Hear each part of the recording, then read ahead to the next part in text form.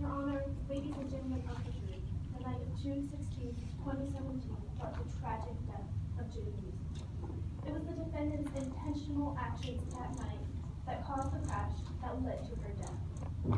Today, the prosecution has proved beyond a reasonable doubt that the defendant committed 3 crimes: possession of marijuana, driving under the influence, and aggravated involuntary manslaughter.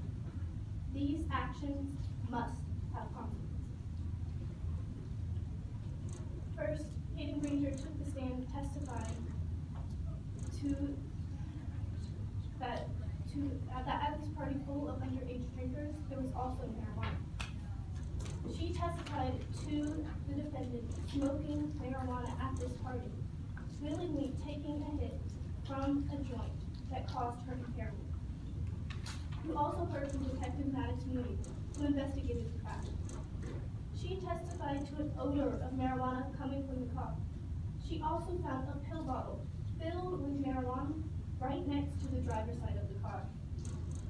The defendant's phone was also found at the scene with an incriminating text to Maddox, a known drug user.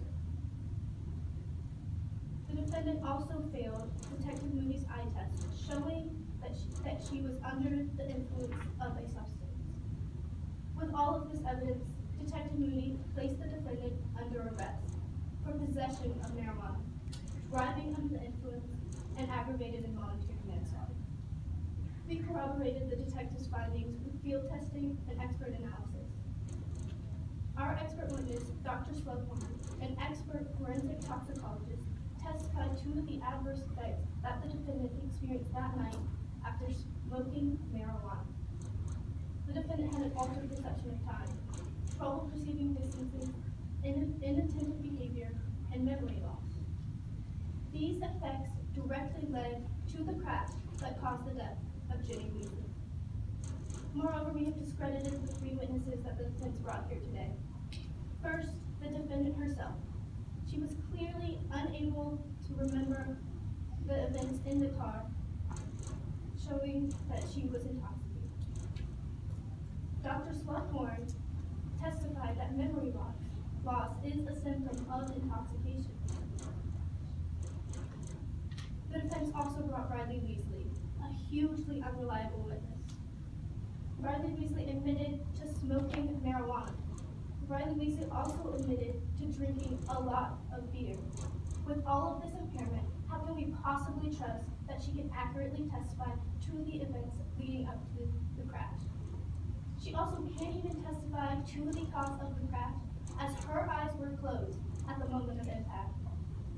Finally, the defense's expert witness, Dr. Skylar Snape. Dr. Skylar Snape did not use her expertise to come to a conclusion. She used the testimonies of other witnesses. Today, we're here to consider the defendant's actions. These intentional actions led to the death of Ginny Weasley.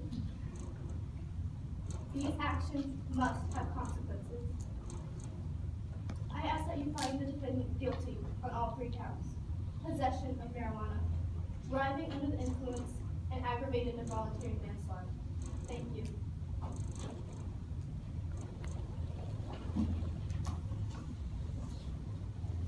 Your Honor, ladies and gentlemen of the jury, as human beings, we like to explain. We have an inherent desire for justice and clarity. This leads us to look for simple solutions to often complex problems. But it is not always that simple. When a life is lost, we want someone to blame. We want clarity. And most of all, we want it to be over. No one more than the family involved. So I ask you, if this truly were justice for Ginny Weasley, why does her own family testify otherwise? Just because someone is hurt does not mean someone hurt them. The prosecution has attempted to paint for you a portrait of Potter's guilt, but they have been unable to prove even the most basic points of their case. They have been unable to prove that Potter knowingly ingested marijuana, that the marijuana found near the accident belonged to her, that she texted that night, that the phone belonged to her, that the crash was a result of poor driving, or even if she was driving the car. The prosecution is asking you to convict a young girl based on zero solid evidence. They argue that Ms. Potter is an unqualified witness due to her memory loss, arguing that it must be marijuana. Memory loss is also consistent with a severe head injury, like the one Potter received. You've heard Hayden Granger testify to seeing Potter smoke marijuana. You have also heard her testify to being blackout drunk after multiple beers. You have heard from Officer Moody, but her two reports repeatedly contradict themselves on the most basic of details. Her investigation was at best rushed and inadequate. Ms. Potter is facing 3 charges today. The first is possession of unlawful marijuana. The prosecution has offered you 3 pieces of evidence on this front. The first is the testimony of Granger, who was highly intoxicated at the time, and her claim is disputed by both witnesses involved. The second is a text found on the phone, but there is no evidence that she sent the text and no proof the phone belonged to her. The third piece of evidence is a bottle of marijuana found near the accident, but the law is clear. Simply owning a vehicle near where marijuana is does not mean a person possessed marijuana. The second charge is driving a motor vehicle while intoxicated. To be found guilty of this charge, the drug must be self-administered. The prosecution has offered you 2 pieces of evidence on this front. The first is again the recollection of Granger, who we've already shown is an unqualified witness. The second is a description of a smell of burnt marijuana in a Potter's car. However, all of the teenagers had just left a party where marijuana was present, so the smell does not mean Potter was smoking. For this charge, we must only show involuntary intoxication is more likely, a fact you have already heard from an expert. The final charge is aggravated manslaughter. To prove this charge, the prosecution must first show that Potter was driving at the time of the accident. They have been unable to prove even this most basic point.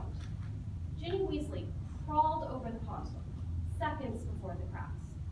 Isn't it possible that Ginny, who was hallucinating and delirious at the time, could have grabbed the wheel? That is a reasonable doubt.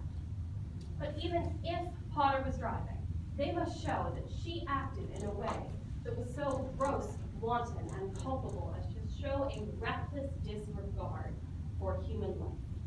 If she drove home that night, she did so with the belief that she was sober and safe to drive. Would taking Ginny home that night under these circumstances been a reckless disregard for her life? Ms. Potter acted as any responsible adult would have. Her only fault was naively trusting in her friends. Ms. Potter was overly trusting, and maybe even stupid. But being stupid is not a crime. The prosecution has built their case around circumstances and speculation, around reports by an officer who cannot decide on the most basic of details, and around the recollection of one severely drunk 18-year-old. This is not justice for Ginny Weasley. This is only injustice to the ones that she loved the most. Thank you.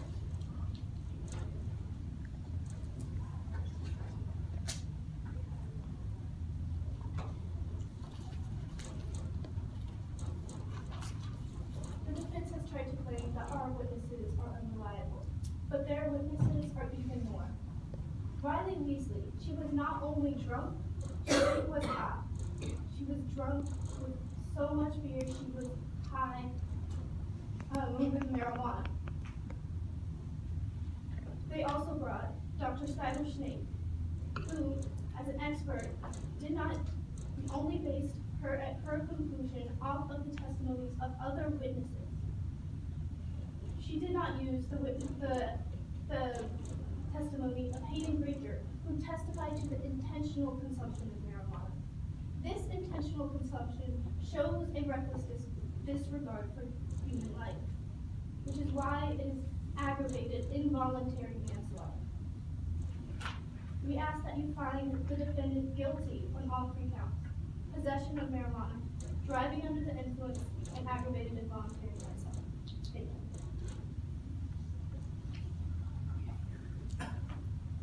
All right, let's give a round of applause for